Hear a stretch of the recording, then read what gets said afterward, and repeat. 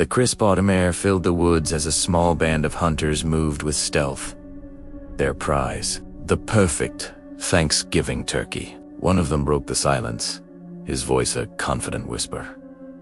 "I'm going to bag the biggest prize turkey this year." A friendly rival shot back.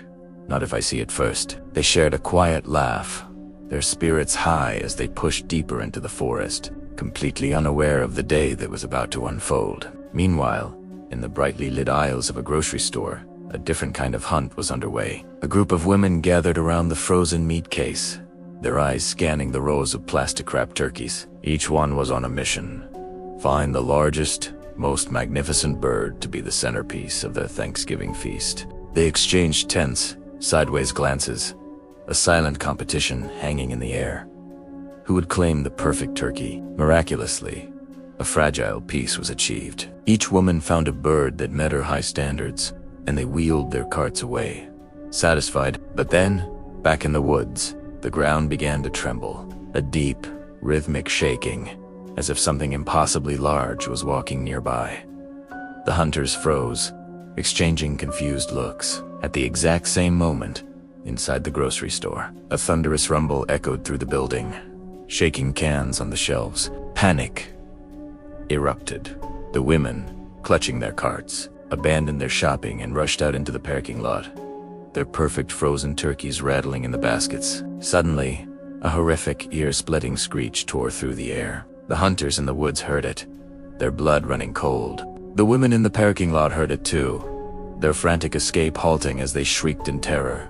Everyone, in the woods and in the city, looked around wildly, searching for the source of the nightmare sound. Then, the world began to fall apart.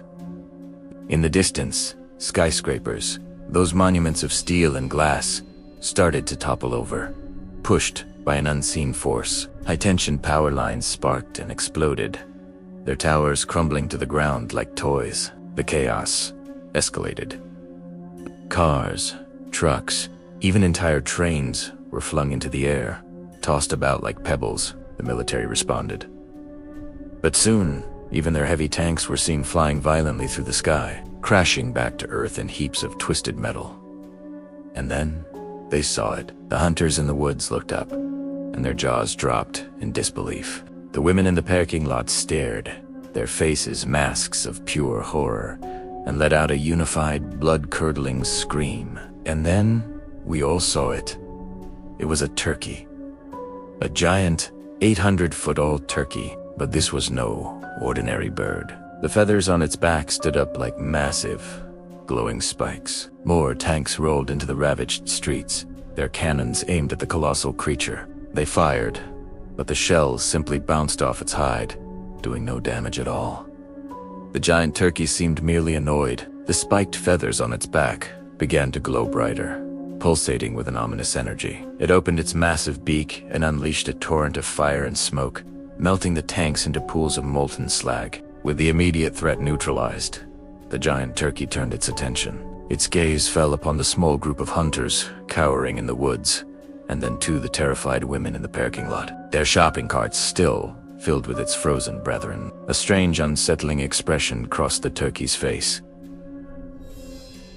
Was that a smile? In one swift, terrible motion, a giant turkey leg, bigger than a building, came crashing down. It obliterated the hunters and the women, their carts, and their frozen turkeys in a single, devastating stomp. The colossal creature surveyed the destruction, the smile widening on its beak. It turned and began to walk away, its thunderous footsteps shaking the broken city. Watching from a safe distance, an old Japanese fisherman looked on in awe and terror, a single word escaping his lips.